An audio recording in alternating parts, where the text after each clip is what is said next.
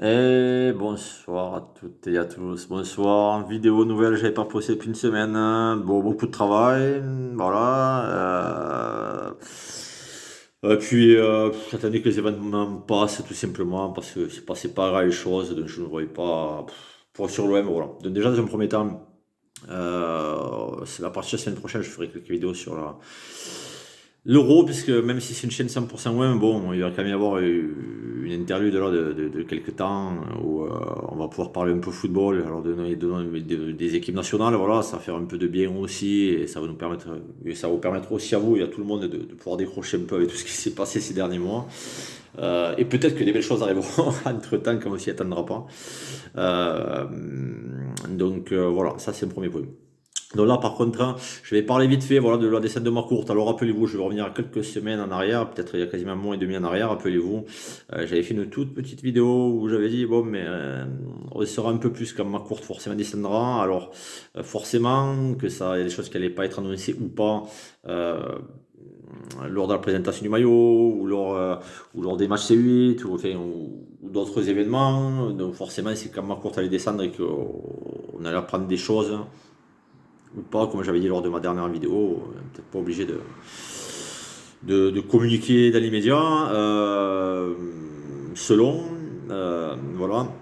De ce qui s'est passé, il n'a pas communiqué de suite, il est descendu pendant 3 semaines quasiment, il est descendu sur Marseille 2 jours. Alors qu'est-ce qu'il a fait pendant 2 jours? Bon, mais, pas grand chose en tout cas. On va aller droit au but, hein, il a fait une inauguration, une inauguration de le stade Vélodrome, je ne sais pas trop ce que c'était, mais bon, enfin, il a pris des photos avec le maire, Samia Gali, je crois pour le concert des Pink Floyd, enfin, un truc comme ça. Donc rien à voir avec l'OM, enfin, mais en tout cas, il avait l'air comme un poisson dans l'eau. Bon. Je crois que Benoît Payan a rentré les plumes et le goudron. Donc, par contre, tout va bien, a priori. Donc voilà, ensuite il est allé manger au Goude, je crois, là, une petite bouillabaisse là, sympathique avec Patrick Gossot, mais génial en tout cas. On voit on voit qu'il y a beaucoup d'entrailles chez cet homme en tout cas, c'est le président de l'Olympique de Marseille qui fait tout en tout cas, sauf communiquer avec nous les supporters. Voilà, nous, les supporters de France et du monde entier. Donc ça prouve bien une fois de plus que ça me tape un petit peu du club et des supporters tout simplement. Donc, mais c'était qu'une confirmation. Je pense que personne n'est vraiment étonné. Et hier soir, on a entendu un peu plus de choses via les responsables de groupe. Alors, dans un premier temps, je vais donner mon avis très tranché, comme je l'ai déjà fait déjà. Je l'avais déjà fait il y a un certain temps sur pas les groupes, mais certains responsables de groupe. Alors moi, je dis très clairement les choses. Moi, je suis choqué par la photo que j'ai vue hier soir avec certains responsables tous sourire avec Franck McCourt qui pose devant la Ligue des Champions. Alors qu'on remette les choses à leur place, que ça plaise ou pas. On a assez critiqué Jacques-Henri Hérault qui s'est baladé avec la Ligue des Champions une fois arrivé au club alors qu'il n'avait encore rien fait. D'ailleurs, toujours rien fait, hein, jusqu'à preuve du contraire, au bout de bientôt 6 ans de projet, pas un titre quand même pas une Coupe de la Ligue, ou un tournoi d'été, enfin, ouais, organiser un tournoi à la maison pour soulever un petit trophée. La coupe Intertoto n'existe plus, mais même si voilà, on n'a absolument rien gagné quand même. Donc on a assez critiqué notre ami JHE pour accepter ça également. Déjà dans un premier temps, moi j'oublie pas quand même tout ce qui s'est passé dans la saison, et je trouve que c'est manquer de respect, hein, que ce soit de McCourt ou des responsables de groupe, ceux qui ont pris cette photo. En tout cas, je trouve que c'est manquer de respect parce que je n'oublie pas la campagne européenne calamiteuse et catastrophique que l'on a vécue. On s'est fait humilier, on a battu un record en Europe, on est à jamais là, malheureusement là aussi les premiers. On a joué la Ligue des Champions et on a eu très peu de recrues, on a quasiment pas eu de renfort. C'est la première fois qu'on est se qualifié avec des champions et qu'on n'a pas de renfort. Ça a été des véritables purges. Il ne s'est pas déplacé une seule fois lors de ces matchs-là. Oh, les joueurs ne se sont jamais fait remonter les bretelles à ce moment-là. Rappelez-vous, AVB s'est quand même retrouvé tout seul au front pendant des mois et des mois. Il y a eu ces incidents à la commanderie. Projet Agora derrière, Projet Agora, qui l'a validé quand même, notre cher Marc Courte, hein, qui s'est rétracté derrière, mais continue à penser que c'était quand même une stratégie à un moment donné de JHE pour remettre McCourt sur le devant de la scène tout simplement, lui permettre de revenir en tant que sauveur, parce que je pense qu'il espère encore faire des affaires hors football tout simplement. Et cette photo-là, ben moi je dis, ben ça me donne envie de vomir. Voilà. Ça prouve bien ce que je pense depuis des semaines et des semaines et des mois et des années, qu'on peut être supporter de l'OM, on peut aimer les groupes, hein. On peut aimer les gens qui chantent dans les groupes, hein. La ferveur du stade, hein, oui. Mais on n'est pas obligé d'être d'accord avec certaines personnes. Et moi, personnellement, je ne me sens pas représenté par ces gens-là. Voilà. On n'est pas obligé d'être sur Marseille même pour représenter quelque chose au niveau de l'OM.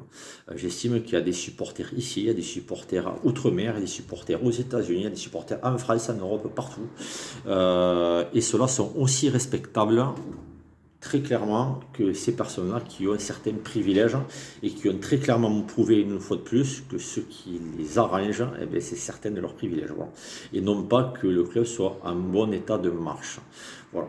Donc, moi, cette photo-là, ben, moi, j'oublie pas tout ce qui s'est passé dans la saison. Et moi, personnellement, j'aurais refusé en sachant qu'en plus, voilà, il faut quand même réfléchir un peu. Ils savaient très bien qu'en postant ça, ben, ça allait forcément faire grincer des dents et parler. Alors, soit ils savent des choses, et là ils nous prennent pour des imbéciles, voilà, et on le saura dans quelques temps, mais inutile de mettre de l'huile sur le feu, mais même ça je trouverais que c'est pas très très intelligent, parce que, ou alors ils vont pas sur les réseaux sociaux, ces gens-là, ils se rendent pas compte que les supporters sont à feu et à sang entre eux, et que c'est peut-être pas bienvenu.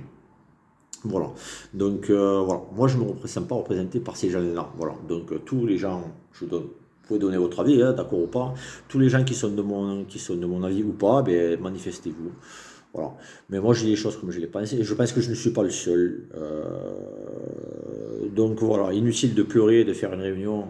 Je crois que c'était Vieux-Port, je ne sais même pas où ils l'ont fait cette réunion, là. En grande pompe, en faisant venir les médias.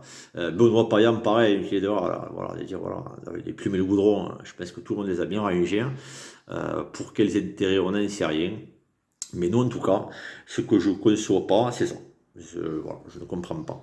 Deuxième chose, il descend, on apprend qu'il ne va pas, mais ça, comme je l'avais dit, c'est pas une surprise, puisqu'il ne va pas redescendre. Euh, voilà, j'ai dit, selon l'investisseur, s'il doit y en avoir un, voilà. Euh, et moi, je pense que pour moi, je ne change pas d'avis dans tous les cas, puisque j'ai dit qu'il ne continuerait pas un an de plus comme ça. Donc, comme j'ai dit, voilà, c'est tout ce qu'on est, tout ce qu'avait annoncé, c'est des dates, hein. J'allais dire, voilà, ça pouvait très bien être maintenant. Après la DNCG, si c'est un autre investisseur moins friqué, j'ai sorti plusieurs noms, Guggenheim par exemple, hein. Ça fait 3-4 fois que je le sors, hein. Qui est peut-être moins friqué, ben, l'Arabie Saoudite ou autre, hein, et peut-être ne veut peut-être pas se dévoiler tout de suite, ou alors ils ne sont peut-être pas obligés de le faire tout simplement.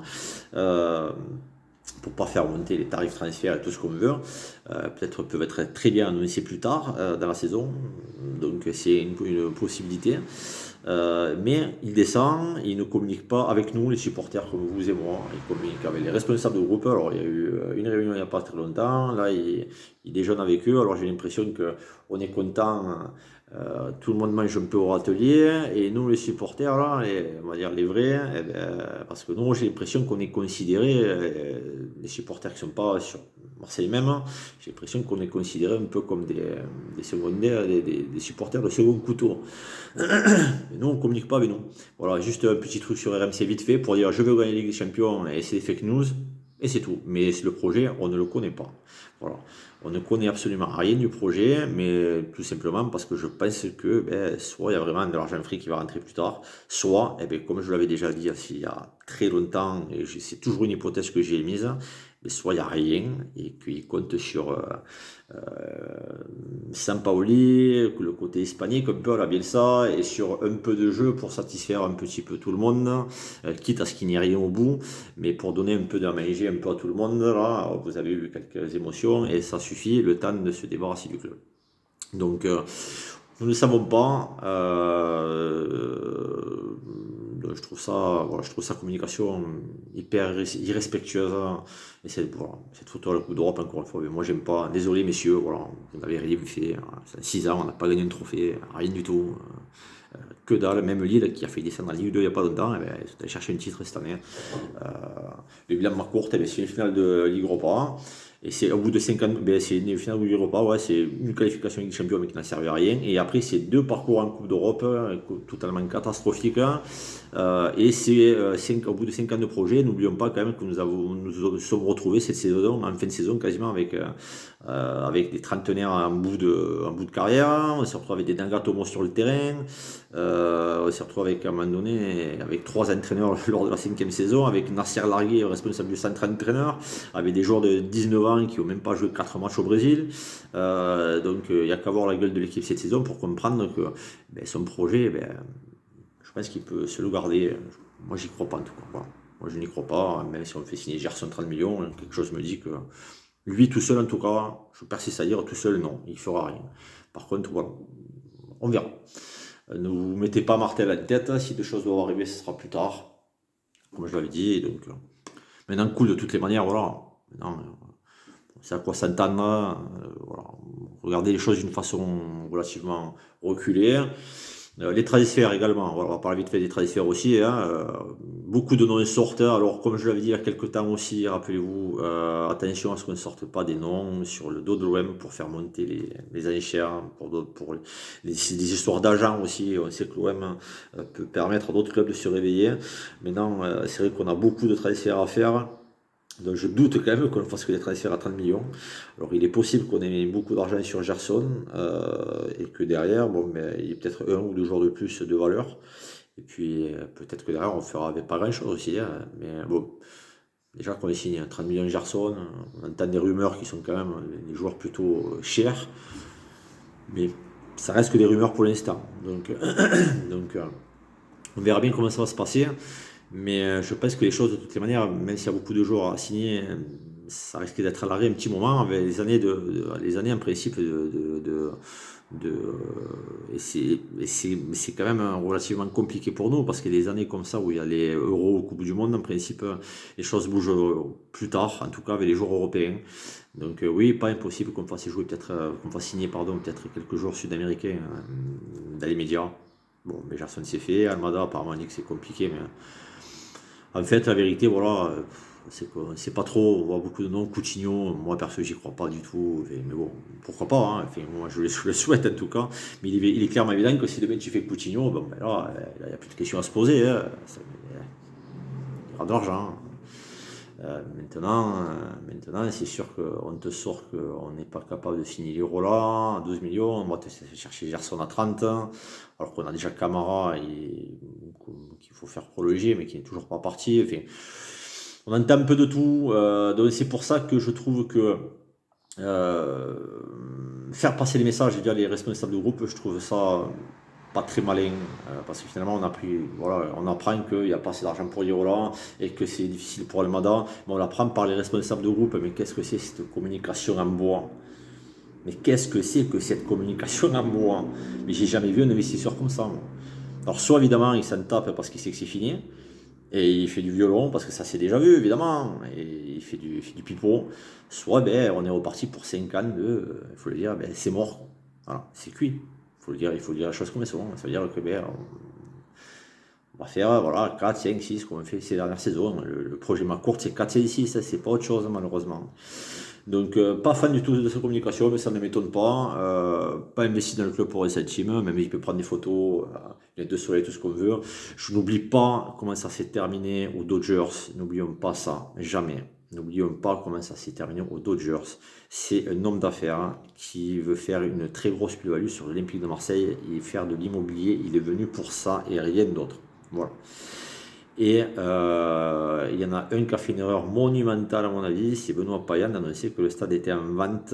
Et il est bien possible également qu'il joue la montre tout simplement, peut-être Guggenheim ou d'autres, pour racheter le stade tout simplement et pour derrière nous laisser vache maigre à nous derrière. Donc c'est une possibilité aussi. Donc, mais bon, on va dire si les politiques étaient doués pour les affaires de sport, ça serait depuis longtemps quand même. Et malheureusement, je pense que notre chère mère a fait une grosse erreur. Voilà, ça c'est une chose que je pense depuis un petit moment déjà. Dernière chose, vite fait, les fameux insiders qui ont annoncé des dates et des enveloppes de transfert, des lieux d'officialisation, des noms de présidents. Alors, Ou même Thibaut Vizirian, je vois qu'il se fait beaucoup hacker en tout cas. J'ai envie de vous dire une chose, ben, il fallait pas les écouter. Voilà. Enfin, moi, je sais que. Moi, la chose qui me gêne le plus, je vais dire les choses clairement, et les choses pour être relativement claires et depuis longtemps, euh, on a des médias en bois quand même, parce que. Ou alors, ils savent ce qu'ils font, mais les vraies questions qu'il fallait se poser et qu'il faut poser à Franck McCourt, c'est pas est-ce que vous allez vendre le club, est-ce que le club est à vendre, est-ce qu'il y a une entrée de capital, est-ce qu'il y a un investisseur. Moi, je pense toujours pareil. Pas pour, pas pour maintenant, mais dans les 1 an, comme j'ai dit, il continuera pas seul, c'est impossible. Je bouge pas de fusil d'épaule. La seule question qu'il fallait poser et que personne n'a jamais posée, et c'est là-dessus que moi je me suis basé depuis le début, il fallait poser à cet homme-là que sont venus faire Franck McCourt, euh, euh, Paul Aldrich, pardon, Piniza Avi et Gary Cook au club. Qu'est-ce qu'ils sont venus faire au club à un certain moment? Bon. Que s'est-il passé? À partir du moment où on a ces réponses à ce moment-là par rapport à ces gens-là, ben, je pense que beaucoup de choses euh, seraient beaucoup plus fluides. Parce que voilà, je pense que les vraies questions, les vraies réponses tournent autour de ces trois hommes-là. Et pas ailleurs, tout simplement. Donc, donc il fallait se baser là-dessus, je pense. Et c'est sûr qu'à partir du moment où on se base là-dessus, ben derrière, ben oui, on pouvait. Je dis pas que ces gens-là ont inventé, parce que ils peuvent très bien avoir eu des sources qui les ont baladés. Peut-être qu'il y en a qui ont inventé, oui, et c'est possible. Ça ne le saura jamais, ou alors si, ou alors ils vont balancer leurs sources, tout simplement dire voilà, c'est cette source qui m'a dit ça, cette source qui m'a dit ça, mais je pense qu'ils ne le feront pas. Tout simplement. Donc inutile de leur tomber dessus parce que ça fait qu'énerver tout le monde, je ne vois pas l'intérêt. La meilleure des choses, je pense que c'est d'ignorer tout simplement et de continuer à supporter notre club quoi qu'il arrive. Moi, de toute façon, je ne vais pas leur demander des comptes parce que je n'ai toujours fait que mes déductions. Je n'ai jamais pensé que c'était possible de savoir une date. D'ailleurs, là aussi, moi, où ça a perdu encore plus de crédibilité, c'est quand on annonce des dates et qu'on dit oh, désolé, je me suis trompé. Et que derrière, on annonce une date derrière encore. À un moment donné, il fallait arrêter. Voilà. Il fallait arrêter tout simplement parce que les gens ont entendu, et maintenant les gens sont très énervés après ces personnes-là. Et je pense qu'il ne faut pas parce que ça ne sert à rien. Euh, donc, prenez, buvez le coup, c'est beau, allez en terrasse, regardons l'euro tranquille. Peut-être qu'il va se passer des choses qu'on ne s'y attendra pas. La communication est courte pour moi, ben, c'est pipeau. De toute façon, j'ai pas confiance à cet homme-là. Pourquoi je le croirais quand il dit que le club n'est pas en vente et pourquoi je le croirais alors qu'il ne tient jamais ses promesses, hein. Pourquoi je ne vais pas le croire quand il me dit qu'il y aura de l'argent pour gagner la Ligue des Champions et qu'on va gagner la Ligue des Champions, je ne vais pas le croire non plus quand il dit que le club n'est pas en vente. C'est très bien qu'il veut vendre le club. Par contre, oui, je pense qu'il n'est pas encore vendu et que oui, une très capitale, oui. Voilà, il finit, pendant 1 an, il continuera pas seul 1 an. Il n'a pas la surface financière, il faut quand même être logique. Voilà, enfin, Ou alors, ben, il faut bien se dire une chose, c'est que danger. Danger parce que faire des emprunts, parce qu'a priori c'est le cas, des emprunts pour faire du trading, bon, on a vu où ça fait mener Lille et où ça va mener Lille. Ça veut dire que Gérard Lopez, de toute manière, a été obligé de vendre à un moment donné, donc c'est ce qui se passera. Et a failli laisser le club de Lille en état de faillite. Donc, dangereux. Dangereux, dangereux. Nous verrons bien les prochaines semaines. Restez cool. Regardons l'Euro ce soir. Italie-Turquie, je pense. On va regarder ça tranquillement, sans pression. Allez, l'OM, on fait vidéo sur l'équipe de France la semaine prochaine. Et on verra s'il se passe des choses. En attendant, une petite pause en tout cas. Bon week-end à tous.